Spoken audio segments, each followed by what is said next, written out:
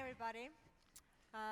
Super glad to be here. We are like real-life founders who have gone through the joy and trouble of fundraising, and we were thinking that we could share you like some real-life stories, so you could learn from our mistakes or from our successes. And without no further ado, maybe we talk a little about who we are, what we do, and then go into the juicy stuff. So, Kaidi, who are you? And maybe you also tell about your fundraising history. Okay. Maybe we'll do the intro tour first, and then I'm happy to start Sure. with the story. Hi, my name is Kaidi Ruusalep. Founder and CEO of Funderbeam. And Funderbeam is the global platform of funding and trading companies, startup companies. So if any of your startup companies would like to raise their funds from global pool of investors, you can come to us, but you have to know that when investors invest, they can later start trading with your company. So it's a wonderful tool also for all the founders and investors to get the liquidity. So you know the problem, you get in, but how do you get out? So this is what we do. Hello, I'm super happy to see everyone here. I think it has been an amazing event. And so my name is Kristel. I am the founder and now Chief Testing Officer at Testlio. So about 1 year ago, I decided to pursue the career in my company that was the most closest to my heart. So I took a role of a Chief Testing Officer, and we took in a CEO. And what Testlio does is that we are a global network of software testers that help companies deliver amazing customer experiences. So we can test on any device, any location, in any language around the world. Thank you. And I myself, I'm Kadri, and I'm the founder of Clanbeat, and we are building a software for schools, so children could be self-directed learners and individual learning plans would morph around their internal motivation. And I myself have just closed my seed round of 1.2 million US dollars, and maybe you also give a little bit of history of your funding. Yeah, we've been raising altogether 15 million US dollars from both angels and VCs and from a couple of strategic investors. And Testlio has raised about $7 million in funding in total, and in 2 different rounds. Well, we also have accelerators included in there, but yeah, we also have angel investors as well as we have strategic VCs. Nice, very nice experience together here. I'm the junior one in this league, so happy to be here. And we were discussing that the journey to actually closing your round is actually quite thrilling sometimes. And some of those stories might be helpful to you as well. So maybe I start by telling some of the most mind-boggling events which have happened in my journey, and there are many more, but let's see how much time we have. So when I was raising my first round, it was many, many years ago,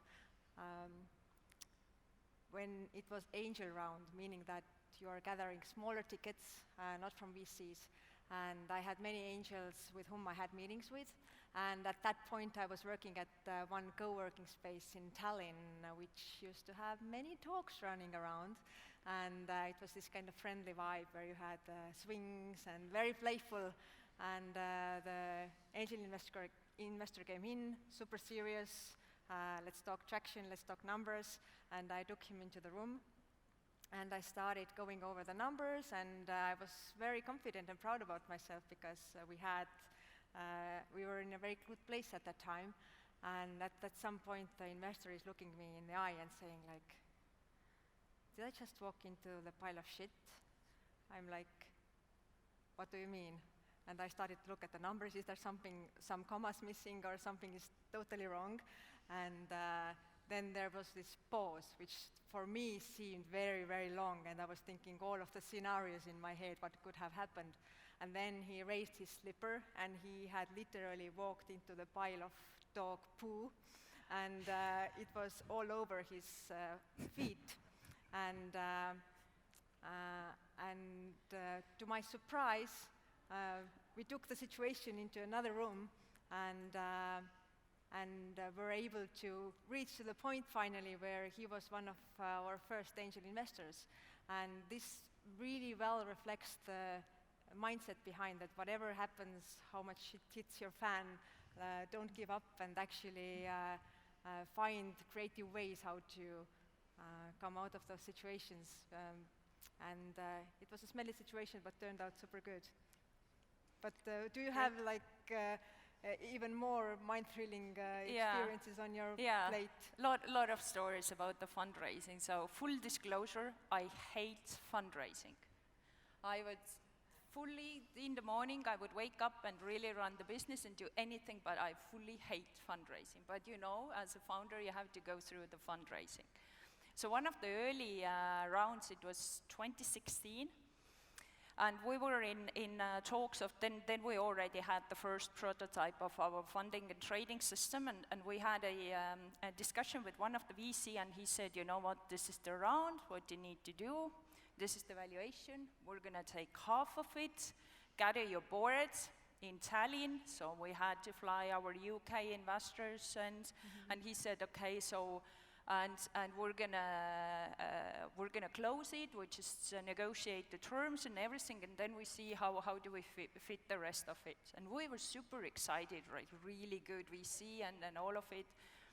And so we gathered the board, and board was sitting in the room, and then the VC came, you know, and he was sitting just he took the major seats around the table, and he was sitting there, and he said, by the way, I'm not gonna invest. So let's try to see what we're gonna do. So let's talk about the strategy. And you should have seen the faces of our UK investors and all the board who gathered in the room, and then this kind of attitude.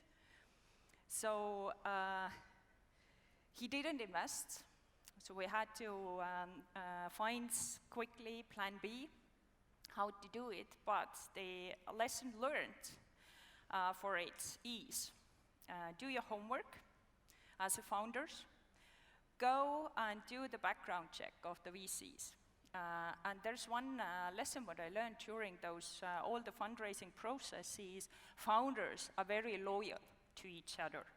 Should you want to know how the VC is treating the companies or any of the investors, angels as well, find out who is in their portfolio, get an intro to the founder, and the founder tells you if it's worth the investor or not. The second is that this type of things or this type of attitudes, it doesn't take the VC very far away, because the London investors for us, they were very connected. Next day, I got a phone call from one of the very prominent London investors. He said, hey, I've heard this type of a story. This VC is also approaching one of my portfolio companies. I just want to know if their behavior, what they did, is it true? I said yes. They said thank you. So I haven't heard them being able to invest in any of the London-based companies. And always know, it hasn't been the first time when it was sort of the last minute, and some of the investors said, you know what, I'm not going to invest. So this type of last-minute no's, this bullying behaviors, but founder loyalty is something what I've learned. But yeah, I can definitely resonate with the arrogant attitudes that some of the investors can give you. But I would share a little bit of a different story, how the investors in the early phases kind of used my lack of confidence against me.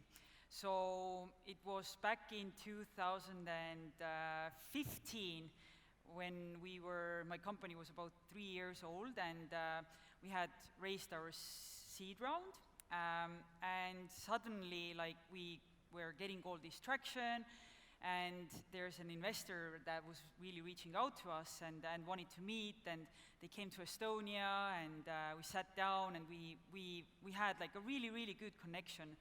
And we thought that, okay, what if like they offer us some additional resources to build Testlio, then like we would be open to do that, even though we were not fundraising, right?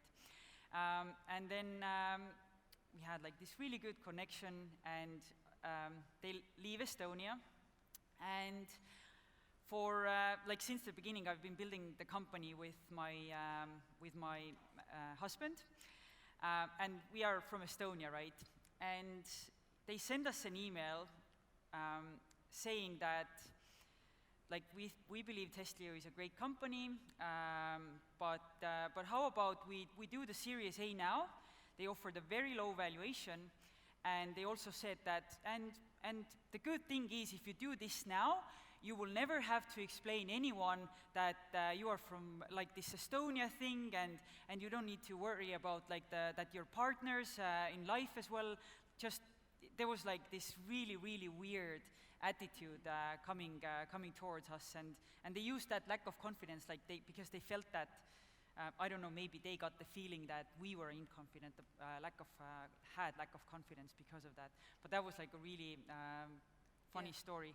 But yeah, like I fully agree with you that you have to do your due diligence yes. when you work, Yes. when you start reaching out to the investors. Like I assume that a lot of you here in this audience are currently in the phase of like maybe doing your first round for the company, and so the process is usually that you need to prepare in advance, like have a list of investors that you believe could be the most helpful, like could really provide strategic help to your customer, because I think it's best to raise from investors that can really help you accelerate your growth or your company, or make great introductions, instead of just like taking money for the purpose of taking the money.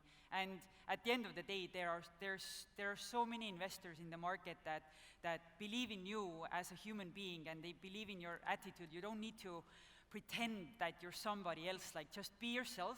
And if you really don't feel the vibe, like you don't get the vibe with the investor, then don't go with it, because at the end of the day, like the investors, like they're gonna be with your company for the next maybe 10 years, 20 years, because it takes years to build a great company. So make sure that you go with an investor that you have a great connection with, and who believes in you, who you are as a person. Yeah, exactly. I was about to say is that, you know, the investor relationship is like a marriage, or like a job interview, right? When you date someone, you don't marry immediately, like in one week time, hey, let's get married. You kind of test the relationship, or the job interviews. It's the first, and the second, and the third, and then the home task. But with the investors, actually, it's the power game. And always we as a founders, we feel that we don't have the power, but actually we do have.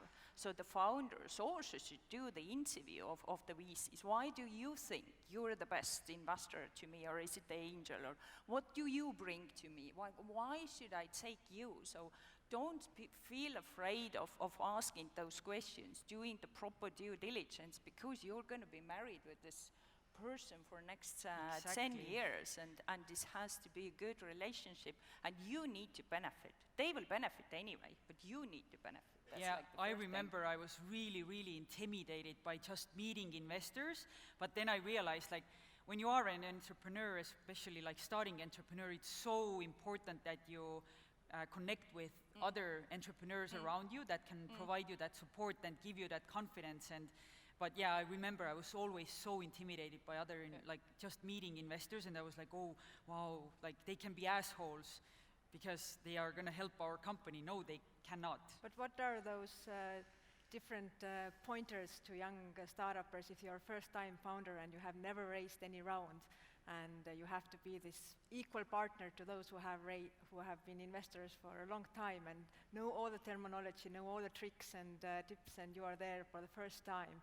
Like, is it a good way to find fellow entrepreneurs, as I understand from your talk, or also some kind of professional advisors, or how do you build up the confidence if you already have the numbers and the idea and the vision you believe in, but what else could be done, in your opinion?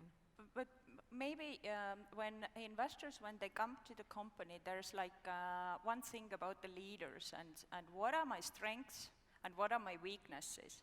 And based on the weaknesses, you hire the team. Like, I'm not good at numbers, so we have a very good CFO. I have a law background and on all of this. And the same with the investors. What is it I need? Do I need a strategic advice? Do I need somebody opening the door? Do I need somebody to help me with the vision or the story? Or then do I need somebody to help open the next door? So what is it you need, and what are those weaknesses you as a founder would like to fill in with the help of investors? And there are different investors in different stages and different needs in different stages, and I would say there's like two crucial stages. One is the first investor. Who is going to be your first investor? That's going to impact you the most, absolutely the most. Who was your first investor? I hope he's sitting in the audience. I don't know, but we've been like super lucky, super lucky. So one of the persons who personally, like me, influenced the most, helped and gone through the tough times and mentored and shared the But experience. how did you meet him, her? Through friends. Oh, okay. Through friends. Yeah, Yep. Estonian. Who was your first investor? Oh, so our first investor, so Testlio started out from a hackathon.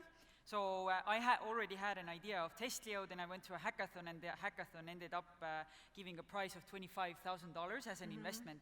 And so there was like this small firm that gave out the prize. So, and we got really well connected to them, and later on, I think one of the other important things as a starting entrepreneur is for entrepreneurs to keep in touch with the people, and like even potential investors that you think that might not be the right fit for your company now, but just like keep having a conversation with them. Maybe just check in with them like after every 6 months or after every 1 year. And so with this prize money, the firm that gave out the prize money, they later on helped us to get to Techstars, which is the best accelerator program in the world. Nice.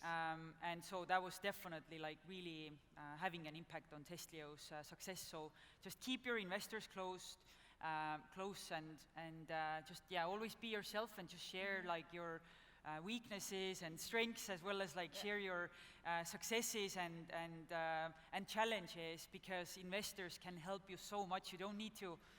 Like, I think a lot of the times I was just afraid to tell when something wasn't going as expected. Like, I remember when we did our seed round, like we had some crazy expectations, like in terms of like our financial plan for the next year, and there was always like 10x growth. Like we didn't get there, but still, like just sharing those challenges and everything with our investors helped them to help us a lot more as well. But what about you? My first angel investor in Glenbeat, what we are doing now, was Martin Henk from Pipedrive, and he was one of the co-founders of Pipedrive, and we have very close relationships in a way that I could ask him anything. I could tell him my deepest fears and my biggest struggles, and he's always there for me. And if you can build up this kind of relationship that you can talk about anything, then you actually reach to a next level, and he can think along with you. So if you only talk about the nice things which happen to you and fuel their confidence that they have made a nice choice, then you're missing out a lot. You're missing out on advice and possible connections and somebody else's experience in the same situations. And but I actually have another question. I assume that we have a lot of aspiring entrepreneurs or entrepreneurs who are looking to raise funds for their company. Like, my question for you would be, like, how do you, like, when is the time for you to raise? Like, when do you know, now I am going to fundraise, and now I'm going to go out there and do this fundraising thing? Because with fundraising, you always have, like, the chicken and the egg problem. Like, you need to execute on the plan that you have for your company, just getting customers or, like, working on the product. And when you go fundraising, like, all of your time goes into fundraising, right? Like, so how do you find that balance? And how do you know that now I'm just gonna go for it? So basically, in my case, we were lucky to fundraise in a time where we did not need the money. And if you are in this position where you actually don't need the money, you are able to close it in much more better terms. Yeah. And now that I have closed my round, I'm already preparing for my next round. So I wouldn't be in this position that I'm pushed into corner and I have to accept the terms which investors are giving me. So to be able to do the back timing of your runway and be in this position that you know that you can do it in the ease of mind and according to your vision, not according to what investors are putting the terms in front of you. So, but maybe you have also some very in good the beginning, experience. I would say, and now based on the Funderbeam experience as well, when you get a wish from the founder, well, I want to raise. If the founder doesn't know how much and what exactly the founder is going to achieve with this money, then you're not ready. If you know exactly how much, what are you going to do, what are you going to achieve, and how far it's going to help you, then it's a good time, and then it's the right time. It's not just, hey, I'm going to set up a company and I'm going to raise the money. We had two interesting cases. The first one of our investors is Tim Draper. And I met him in one of his CEO portfolio. He has funds all around the world, and we belonged to one of his funds before. And I met him in Silicon Valley in one of his events. He saw our product. He said, I'm going to give you $1 million. I said, Tim, I don't need money right now, but it's for me. I said, Tim, I don't need money right now. It was in October, and finally we agreed on investing in June. When he was here in Tallinn at the Latitude. That was like the first, I felt like, Tim Draper is chasing our company. That was really good feeling. And the other was when Mistletoe, we both share one Japanese investor, like absolutely wonderful person with a very long vision, and they were also coming to us and said, we want to invest. We said, we don't need the money. Yeah, but we want to invest. But also the Mistletoe and their attitude is, once he told me, you know what, you have to know to take the pressure out of your shoulders. I don't care if you go bankrupt. I really don't care, because I like you so much as a founder, and I would like to support you as a founder. And if you would ever go bankrupt, I already have a job for you. So this type of attitude from the investors. But every time when we need help, and I think you have the same feeling, you can go and you can talk, and you really can openly talk with the investors, what you say. If you meet a person and you feel that you're afraid to tell the investors that, you know what, things are not going well, then it's a wrong investor. You have to feel confident with this person. Yeah, it's like marriage. As you Yeah, said yeah, before. it is. Yeah, but like I would share my thoughts on this question on my question as well. That like for us, we've done 2 rounds, seed round and the Series A, and in both cases we have raised from profitability, which is the best place to raise funding. You have all the you basically don't need the money. You can go with your own, you can just choose your own path, however you decide to take it.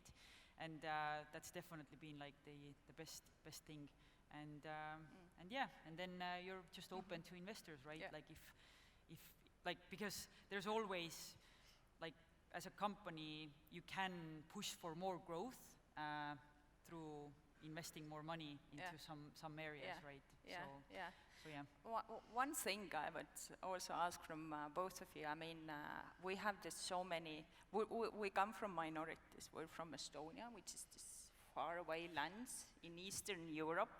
Where are you from? Were you from Eastern Europe, right? You're a woman, mother, right? So all those things, when you go and raise the funds, then when somebody raises those issues, you just say, are you going to invest in my company or what? Because there have been, to discuss with investors, you have basically half an hour slots, and if they start asking about where are you from, or talking about the family, how do you raise your kids and this kind of stuff, this means that you lose every single minute of those 30 minutes of not important topics. It's your time, and all this mom stuff, and how do you run the global business, what's going to happen when some of your kids get sick. So you just kill those topics. because you lose every single these type of questions, you lose time and focus of your business and introducing the business. So this brings back to this, like you have to have the power within to set the terms of the negotiations and where this is going. And then we have a very nice question from the audience. How do you create FOMO in investors? How do you create this kind of feeling that you are in charge? I'm not going to miss out. I'm not going to miss out. So, or is it important? Is it important to do it, or just to go after those who are really good match and forget about this FOMO, which is talked about so a lot? This is a great, great question. Very good question. For I don't know. I think investing because of fear of missing out, that's not the right trigger. The trigger has to be something I really believe in this company or something. Maybe the fear of missing out, yet this is this greed but it's not like the right trigger. I fully support that. I was just trying to put it in the right words, but I fully agree with that. It's not in the right. It wouldn't be in the right terms. Just take it easy.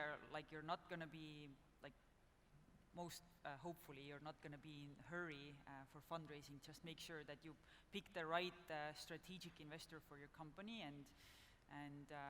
but at the same time, like if you all have decided to go fundraising, then make sure that you have a plan in place. Just make sure, like prepare all the documents, have your financials ready. When you start going out there, like have a list of investors, like reach out to them at the same time, like have a pipeline of investors, because there's gonna be tons of rejection.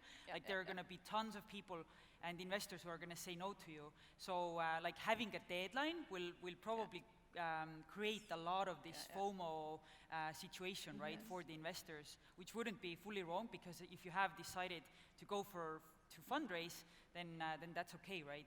So, but have your plan ready, and once you go fundraising, have your deck ready, have your one-pager ready. And when we did our Series A, seed round and Series A are like were fairly different for us. There was more due diligence involved, and one of the key things for us was that at the end, like when we were all meeting all these investors, then we had answered tons of questions to our investors about different topics for Tesla, and we had all these answers in our deck ready for them, and to present in a very nice way, and that gave them a lot of confidence. And so just to jump in, we are out of time, and maybe just a few more sentences. What is the future of fundraising? Okay. How do you feel about that? I think the future of fundraising is that founders and companies should be able to raise as much as they need, when they need, from where they need. So this is sort of the dream of Funderbeam, is that you can raise online, you can come to the platform, and you can create the liquidity at the same time. So I hope that in the future, because the fundraising is global, or the business is global and the economy is global, so should be able with very little effort actually to and the future for Estonian startups is definitely as well that we have more capital available, like even here from Estonia, because we have so many successful entrepreneurs coming up who can invest as well. And but there's going to be more capital, more resources, everything is more available, and just everybody, like, do not hesitate to reach out to me, or I don't know. Me too. Don't hesitate to reach out to us, because like knowledge sharing is incredibly important, and don't be afraid. And do your due diligence, and the best source of due diligence is the portfolio founders. Best source. Thank you for your wise words, and also what Kristel said is true. Like, reach out to us or to anybody in your network to actually talk those things through, because together we are stronger. And I also looking forward to this future of being able to raise when you need, and as much amount as you need, so you don't have to have rounds set like historically, seed round or A round or B round. You can do it wherever you want. But thank you. Thank you. Thank you. Thank you. Thank you very much, ladies.